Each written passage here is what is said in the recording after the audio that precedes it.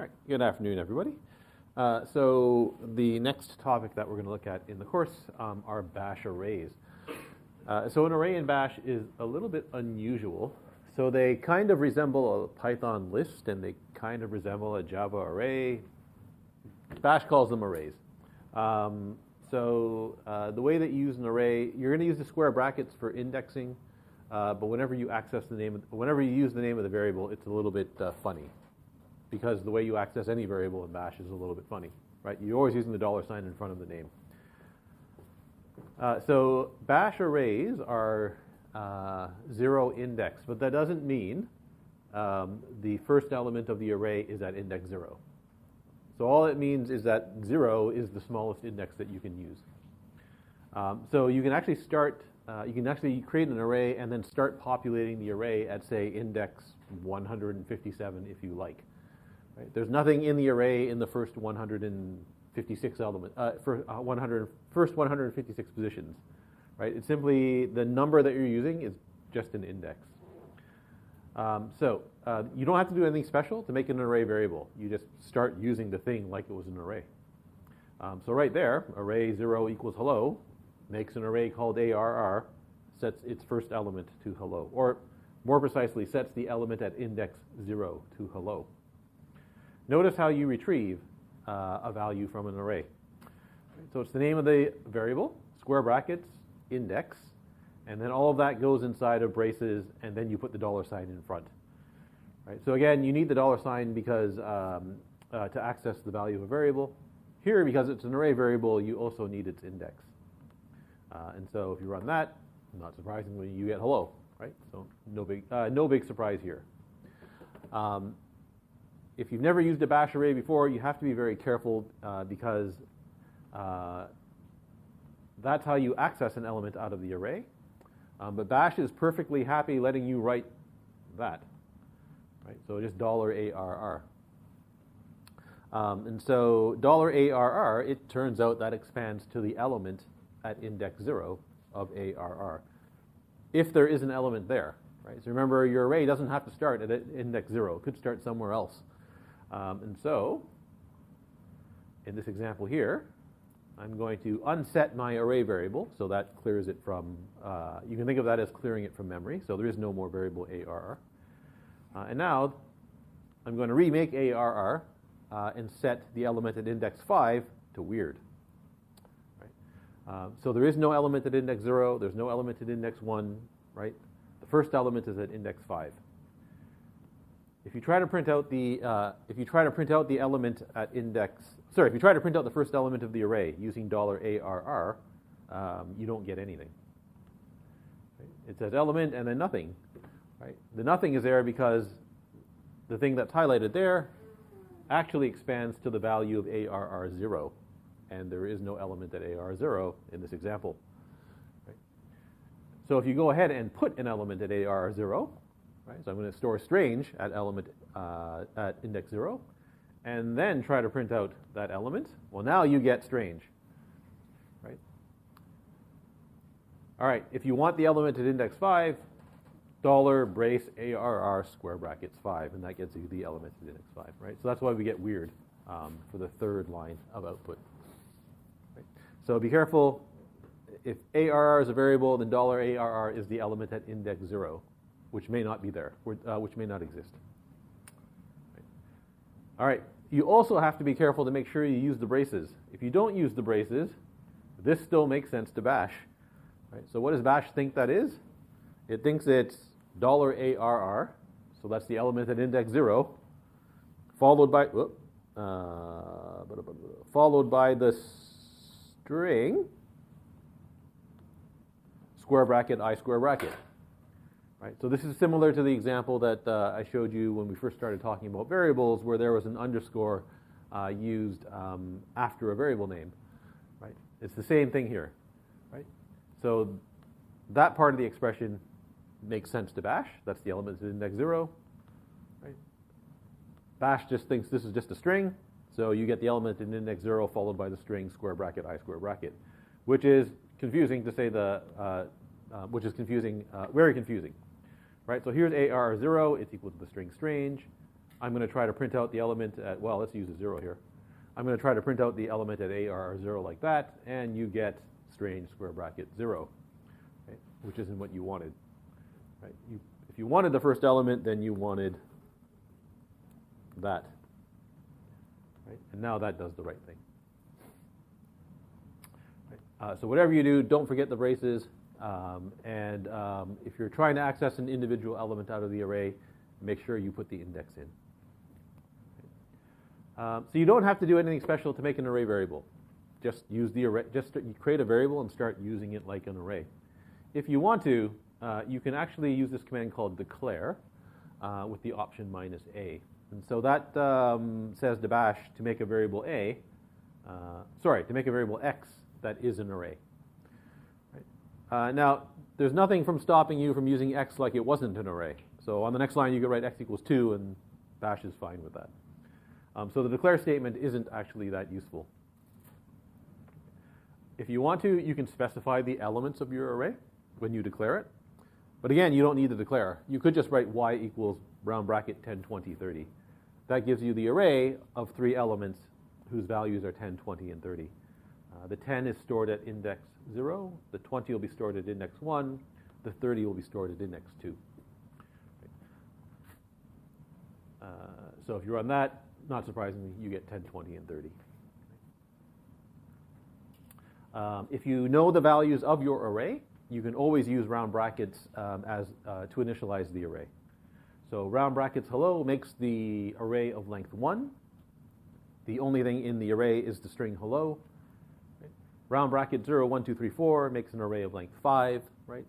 The elements of the array are 0, 1, 2, 3, 4, and 5. Using this syntax here, you can assign an element to an index of the array. Right? So square brackets 1 equals goodbye means set element at index 1 to the string goodbye. There is no element at index 0. You don't have to specify the indexes in order. So here, the element at index 100 is weird. The element at index 0 is weirder. The element at index 1 is weirdest, and there are no elements at index 2 through 99. Right? So if you run, so that runs just fine. Right? And if you were to print out the elements at the specified indexes, you would get the elements. All right, so that's a bit weird, but that's the way they work in bash. Okay, so if you have an array of stuff, you probably want to do something with the elements of the array.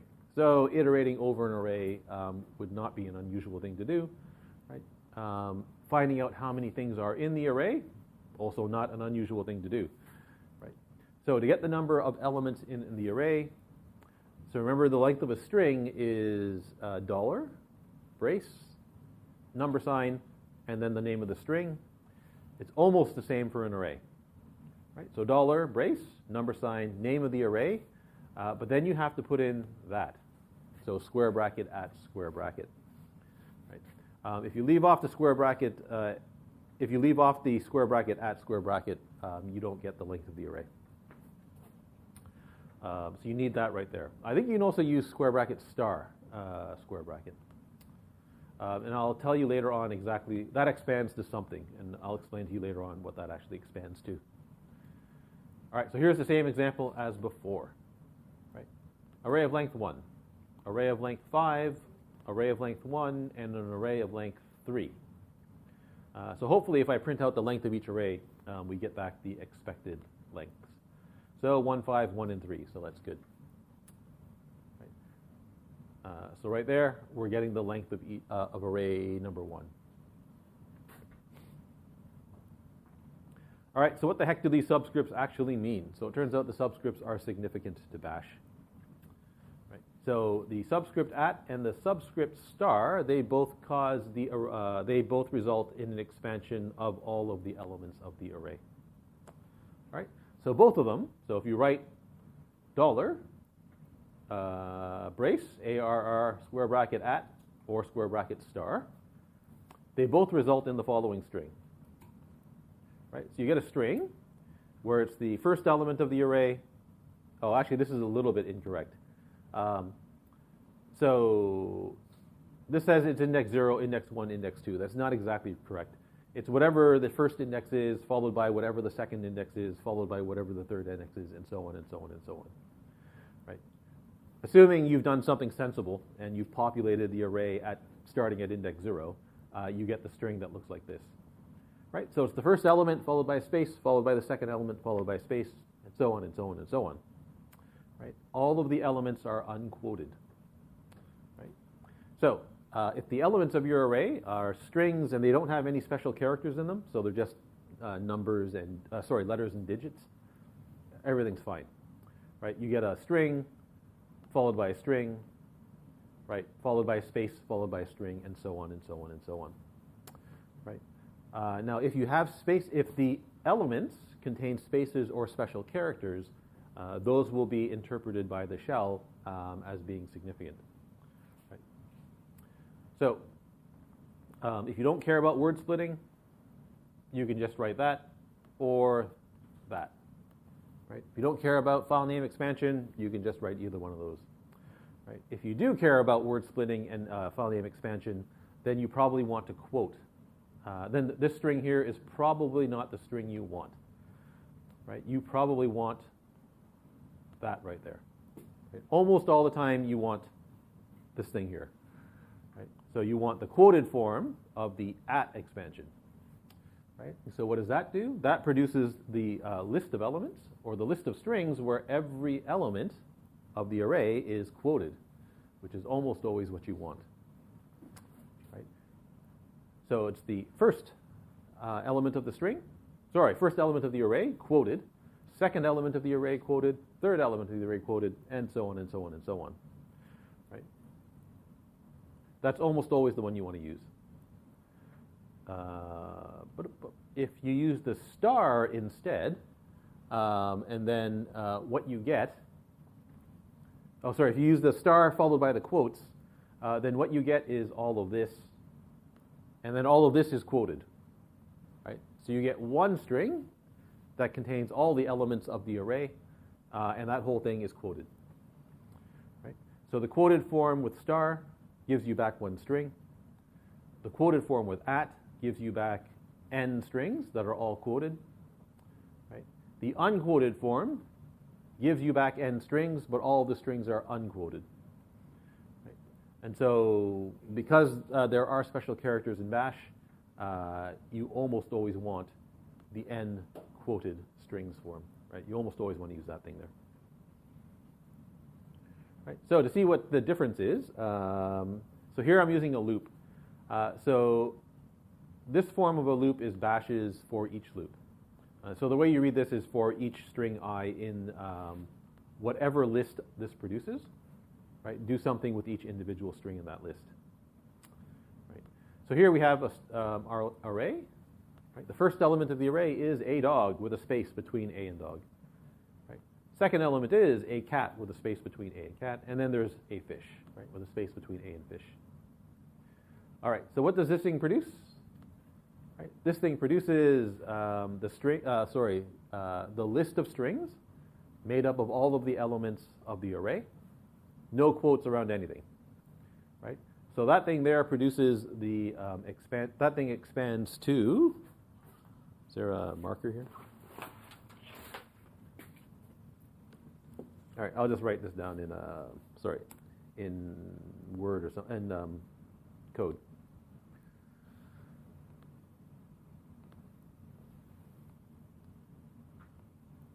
Okay, so that thing there expands to the first string, followed by a space, followed by the second string, followed by a space, followed by the third string. So it results in that list of strings there. Right? The for each loop processes each string in that list, right, where the space is used to separate the individual strings. So that's going to print A, then new line, dog, then new line, then A, then new line, then cat, like that. Right? So it doesn't print the individual elements of the array. Instead, it prints out all of the individual words in the individual elements of the array. The unquoted at form does the exact same thing, right? So that is equivalent to that. So you should get the exact same output. And you do. Right. All right, the quoted form of at gives you back the following. Right, so the quoted form produces the first element quoted, followed by the second element quoted, followed by the third element quoted. Right? And so now when Bash processes this list of strings, right, it sees, oh, there's something quoted, so it's going to treat the first thing all as one string. Right? And then it sees a space, so it'll then process the second string. Right? And then it sees a space, and so it will then process the third string. So this one is probably what whoever wrote this code meant for it to do. Right? Now you get the individual elements of the array, each on one line. Right? And finally, the quoted form of the star expansion results in a single string. So it gives you, in quotes, a dog, a cat, a fish. So there's only one string, and so it only prints the one string. Right? So in summary, you probably, if you find yourself in a situation where you want to do something with each element of the array, you probably want the quoted at form.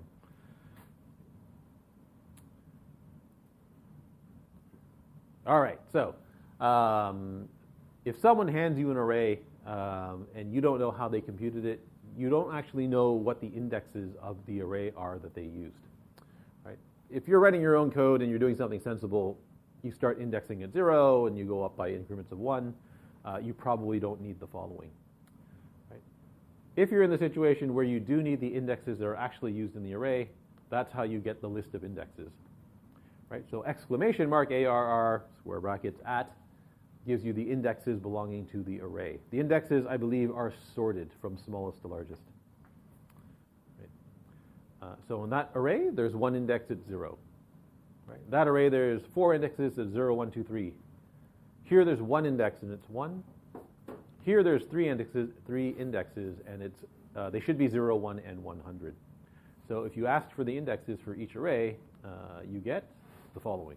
Right?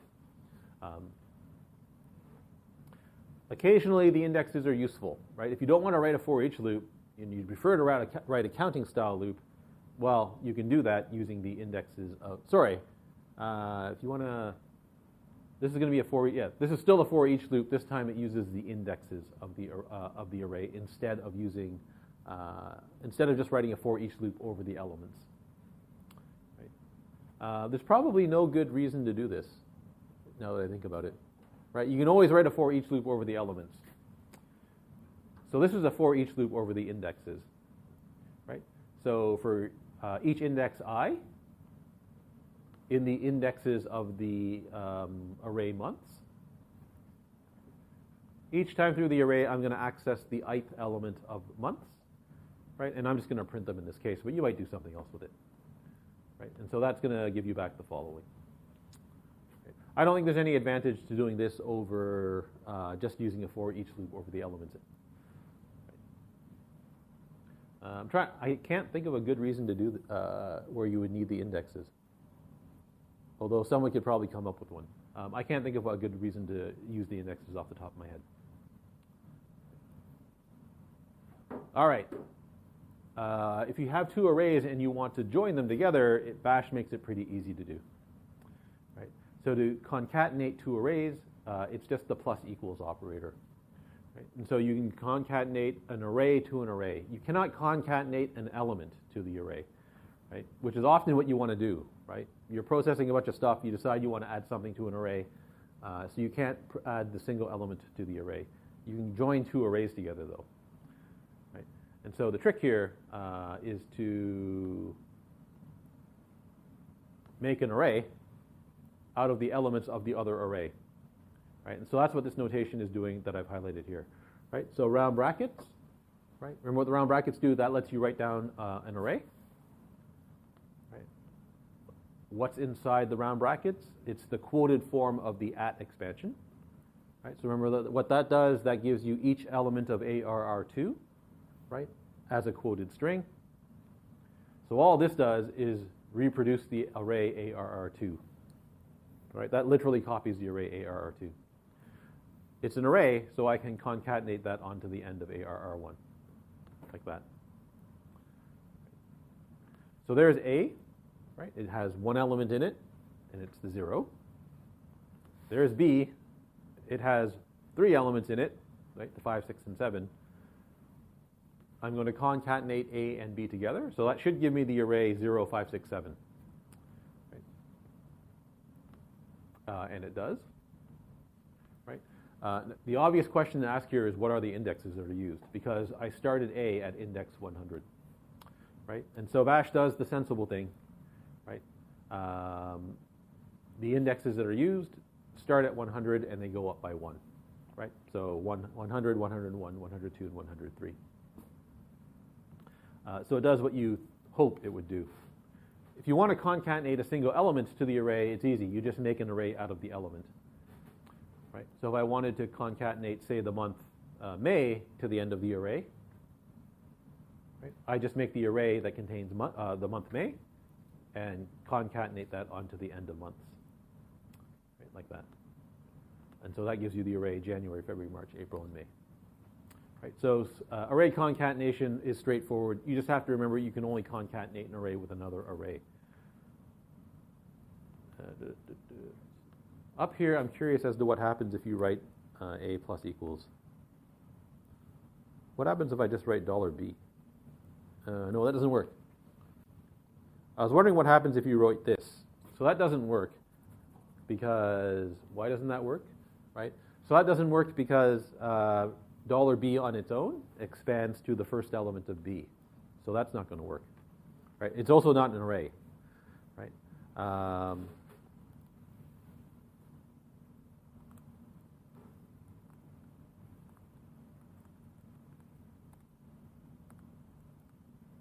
That doesn't work because this is a list of strings. It's not an array. Right? And so you only concatenate an array with an array, so you have to write the round brackets here as well. Okay.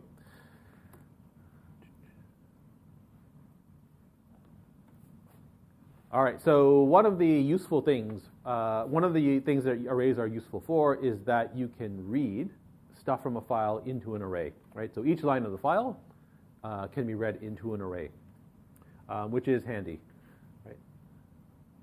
So the way you do that is with interactively you use the read command. So this will prompt the user to type in a list of stuff, and that stuff will go into the array. Right. So read minus A followed by some array name will read a single line from standard input, storing the line, splitting the line using word splitting, and the individual words go into the array. You can also use the minus P option with a prompt and to prompt the user for some input, like the following. Right. So let's we might as well just type this into a shell and see what we get.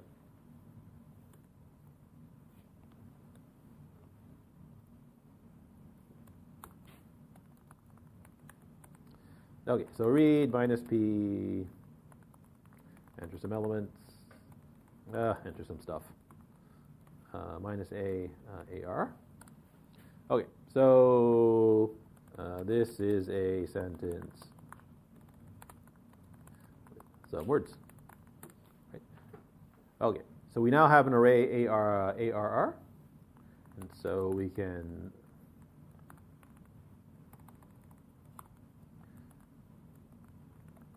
print the elements of the array like this. Right, and so there you have the elements of the array. Right, so each word gets split. Oh, I guess this isn't here. Let me do it this way.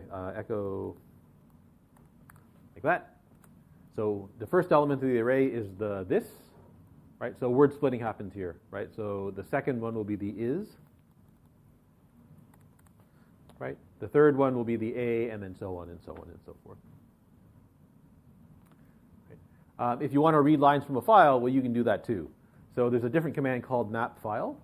You can also use read array. They're both the exact same command. Right. So map file minus TARR will read the contents of a file into an array. Right. So the way you use it is as follows, right here. And so you redirect the file into the to the command. Right. So remember, that's the redirection operator. So redirects the file, right, into the command map file. Right? That will store each line of file in the array students. Right? So if we go and look at what's in this array, in this file, right? So there's the contents of the file. Right? So it's a header followed by student number, last name, first name, and there's an arbitrary number of these. Right? So the nice thing about map file is that you don't need to know how many lines are in the file. It takes care of all of that for you. And so we can print out each line of the file like that. Right? And so there's the contents of the array. That's the contents of the file, where each line of the file is stored as an element of the array. And so now you know the basics of using arrays. So they're relatively straightforward to use. You just have to get used to the syntax, right? And remember all of the little gotchas that could happen, right? So in particular, if you're going to index an element of the array, right, make sure you write the braces and the square bracket with the index, right? If you miss the braces or the square brackets or the index, something else will happen. And it's probably not going to give you the result that you're looking for. Okay, so things worth remembering are how to get an element of the array, how to assign to an element of the array, and how to get the length of the array, the number of elements. Right. So those are definitely worth remembering or committing to memory. Similarly, using the subscripts at and star, it's worth remembering what they do as well. What else is here? Obtaining the index. So I'm never going to ask you how to do this on a test, right? So you don't have to remember the exclamation mark stuff. And concatenating array is also useful, so that's also something that's worth remembering how to do. Right? Commands like read or read array or map file. If you get asked about them on a test, I'll tell you how to use them. Right. All right. Any questions about using arrays? So now that, no? Okay, now that you know how to use an array, now it makes sense to talk about loops. Right? And so the next notebook is going to be the loop notebook. How do I get to it from here? Oh, there we go. All right, so we're almost done the bash part of the course, actually. There's only loops and functions left in the course.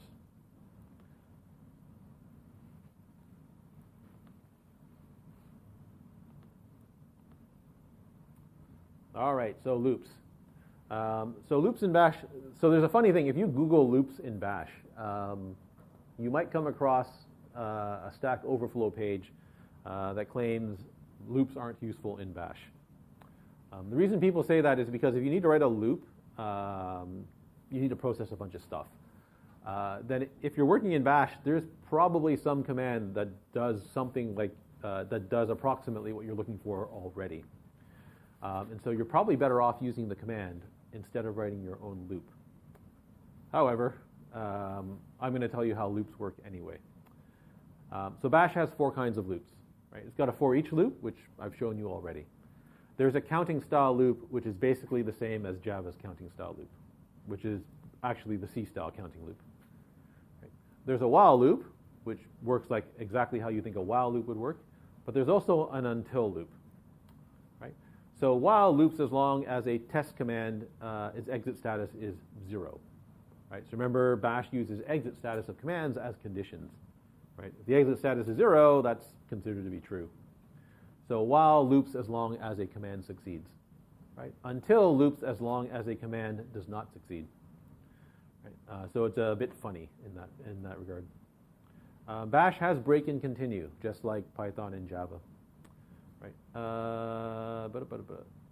The bash versions are a little bit more sophisticated than the Python and Java versions, but we don't really care about that. All right, so until and while. So remember that bash uses the exit status of that to determine whether or not the condition is true. Right? If the command succeeds, the condition is considered to be true. Right? So if the exit status of the command is 0, that's considered to be true. Right? If the command fails, the exit status is not 0, it's considered to be false. Right? So an until loop runs until a test command succeeds. right? So the command has to succeed, then the loop stops. So false always sets the exit status to 1. So this loop never ends, right? That's an infinite loop in Bash. True always sets its exit status to 0, right? So a while loop runs as long as a command succeeds. Right? So that command always succeeds. It always sets the exit status to 0. So that's an infinite loop in Bash as well. Right? You don't have to use a command here, right? You can use the double square bracket construct or the double round bracket construct. Right? So remember what this does. Right? So inside square brackets equals is string comparison. Right? So is the string equal to the string B? The answer is always false. Right? So this it's an until loop. Right? Until runs until this condition is true. This condition is never true. So this is also an infinite loop. Right? Double square brackets minus n means is the length of the string not 0, right? So is ABC not 0? Yes. So this is always true, right? So that's another infinite loop in Bash. Double round brackets, remember, are arithmetic comparisons, right?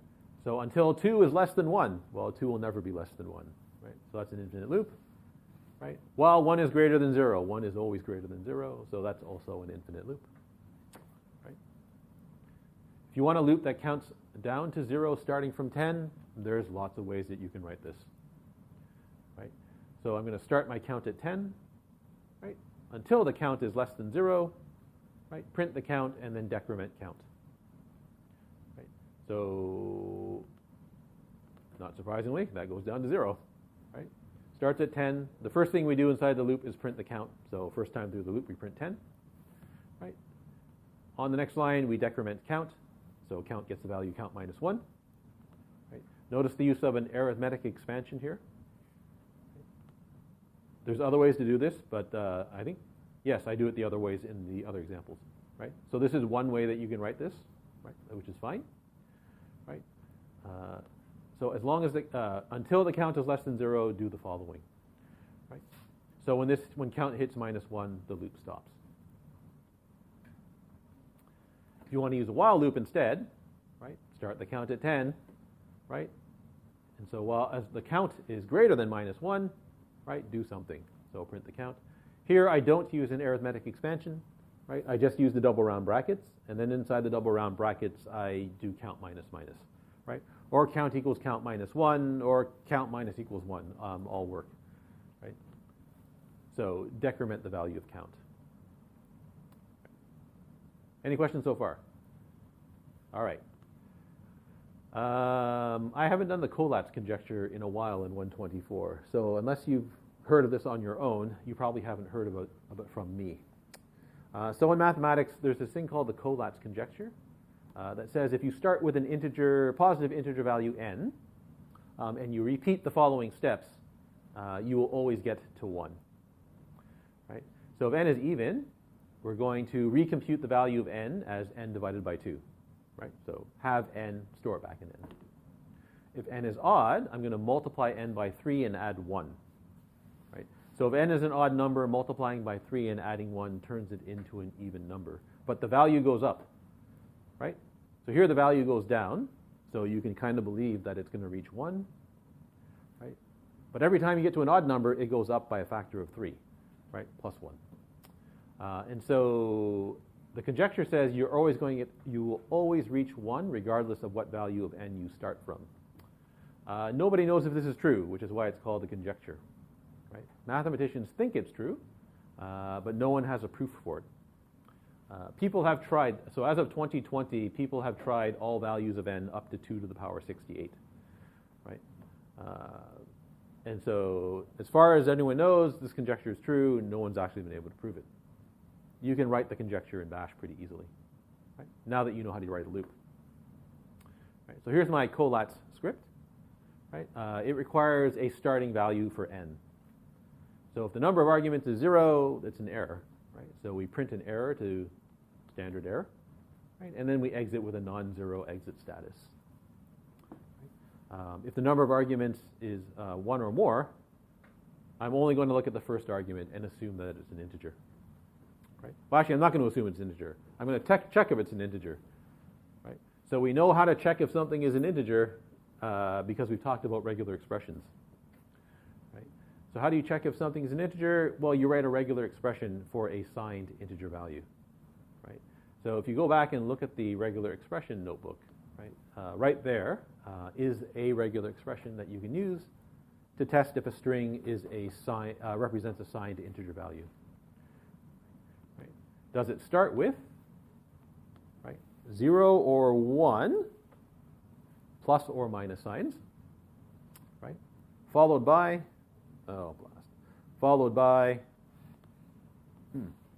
1 or more, 0 or 9s, 1 or more digits. Sorry, 1 or more digits, right? And then it ends. Right? And so that tests whether the first argument is an integer, right? And the exclamation mark means if it's not an integer, right? So if it's not an integer, we're not going to run we're not going to try to evaluate it either. So we print out a message to standard error and exit with a non-zero exit status. All right, if I get to this line, I know that value is an integer. So if it's less than 1, I can't process that either with the Collatz conjecture. Collatz conjecture requires n being positive. Right? So again, print out an error message. And now I can go into my Collatz loop. Right? So print the value. So that's the starting value. Right? And then loop until the value gets to 1. Right? So you could use an until loop. I used a while loop here. Right?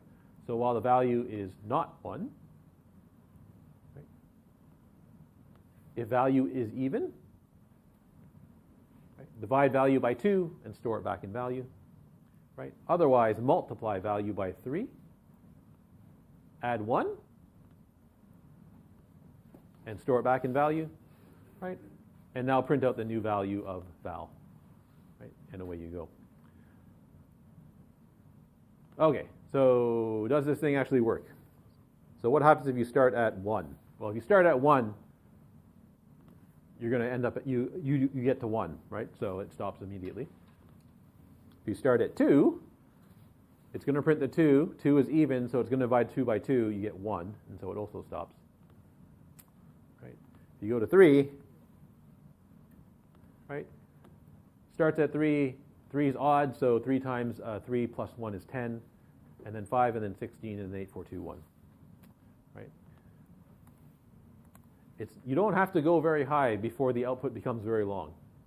Right? So for n equals 27, you get a surprisingly large number of lines of output. Right? But you do get to 1. Right? You do eventually get to 1. Notice the number grows very large, right? You get up to 7,000 here. Right? You get up to 9,000 here, and then eventually you go back to 1. Right? So the fact that this thing increases the value of the number whenever it's odd is what makes proving this thing stops hard. Well, it's one of the things that makes proving this thing stops hard. And of course, you can play with it whatever values you want here on the input. If you try something that's not numeric, oops, sorry, run, right, you get your error message, right? The argument's not an integer. Okay, so there are your basic loops. A for each loop processes strings in a list. Right? So remember, Bash considers a list to be a sequence of strings where each string is separated with some white space. Right? So if you want to process each element, so each word in a string, it's just a for each loop. Right? So for each string in list, do something with the string. Right? So that whatever commands you want in here. So if you wanted to count down from 10 down to 0, you can use a for loop to do it. Right? That there is a list of strings. Right? It's the list of 11 strings. Right? 10, 9, 8 down to 0. Right? So that for each loop will process the 10, then the 9, then the 8, all the way down to 0. Right? And so there is yet another way to count down from 10 to 0. That list of strings you can get from anywhere, right? So here I've written it down explicitly. But any one of the expansions that produces a string can also be used in this case. Right? So here I have a string, right? And it's made up of a bunch of words separated with spaces. You can exploit the fact that if you just write $string like that, right? Bash performs word splitting on the string, right? So $string results in expands to, all of that, right? Word splitting occurs. So anywhere there's a space, you get a split of the words. If there's multiple spaces like this, right, that gets merged into a single space. That gets merged into a single space, right? And so that will actually process every word in str, like that, right? If you make the mistake of quoting str, right, that stops word splitting from happening, and so now you just have one string, and so now it prints out the one string on one line. Right. So there's an example of exploiting word splitting to actually do something that to actually process each word of a string. Right. So that's intentionally unquoted in this case. Right. File name expansion also produces a list of strings. Right. So right there is a file name expansion. Right? That's listing all of the files in the directory scripts loops that ends in sh. Right? So if there are any files that end in sh, this will print out the name of each file. And there are. Right? Don't forget though, if there are no files that match or end with sh in that directory, right, the expansion doesn't happen, and you're left with this string here. Right? So for example, there are no PDF files in that directory, right? So if I run this, right, you just get that string, right, which is a nasty source of bugs in Bash scripts, right? Here the writer of the script is expecting there to be some PDF files, right? So you can imagine in here, there's some command that processes the PDF file, right? If there are no PDF files in that directory, right, you don't get an error. Right? You just get the string .scripts loops star PDF, right? And now when you try to process that, that command will probably fail. Right? So you have to be very careful about that. Brace expansion. So we've never used. I've shown you what a brace expansion is. We almost never use it, right? But a brace expansion produces a list of strings, right? This particular one produces the strings 10, 9, 8 down to 0. So yet another way to count from 10 down to 0. Right? And of course, a command substitution is often a common source of lists for a for loop. So the sequence command produces a numeric sequence. Right? So this produces the sequence from 10 to 0 in steps of -1. Right? I need a command substitution here to get the output of sequence. Right? But once I have that, this loop will also count from 10 down to 0. Right. So you will often see this, especially on websites that claim to be tutorials for Bash.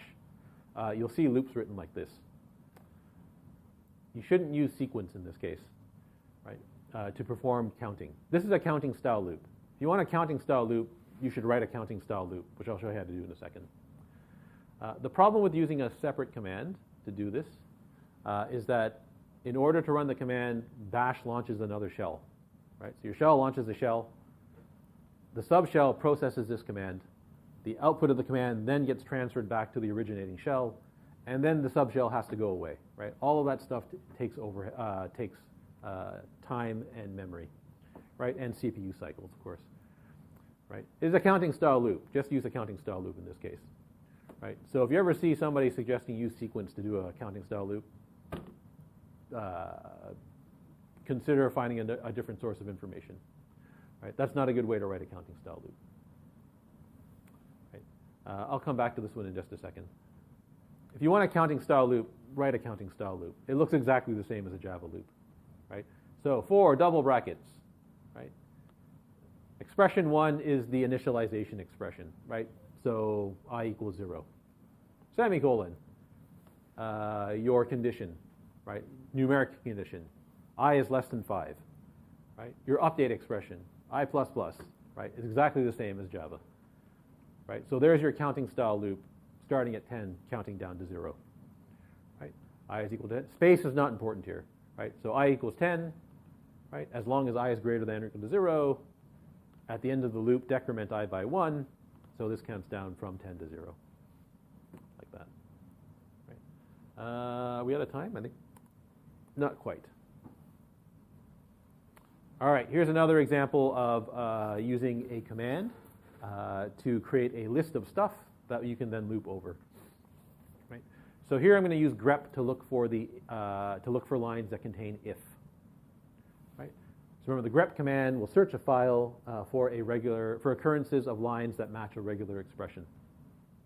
There's my regular expression, right? It's just the string if. So grep will look for lines that contain the word if. Right? It will search that file. Right? I'm then going to take the output of grep and pass it to cut. Right? So cut, I'm going to extract the first field, so the first column of information. Right? And I'm going to cut the columns. I'm going to split them on the colons. Right? And so what this does is it prints out the line numbers where if appears. Right? If I get rid of the cut, you can see why this works. Right? Here I want to quote it. No, sorry, I don't want to. Oh, I can't quote the individual stuff. Right. So grep works by printing out so with the n option, grep prints out the line number followed by a colon. Right? So on line 5, there is the word if. This is the rest of line 5. All there. Right? Why is it being printed out on separate lines? Because that thing there is not quoted. Right? So word splitting is happening here. Right? I don't think I can. So I wanted to quote this in the first place, but I don't think this does what you wanted it to do either. Yeah, it doesn't. So if I quote it, that whole output gets quoted, and so now it's just a single string. And so now you get all of it as one single string here, which is a mess. Right? And so that's why that's one of the reasons why I passed it to cut. All right, I guess that's a good place to stop. In the next lecture, I think this is near the end. It's sort of near the end of the notebook. I'll show you how to loop over all the command line arguments, because that's also a common thing that you want to do. All right, you can imagine writing, well, a command like ls will take in an arbitrary number of file names. Right? And so if you want to process each file name separately, you need some way to loop over all of the command line arguments. And so we'll see how to do that in the next lecture.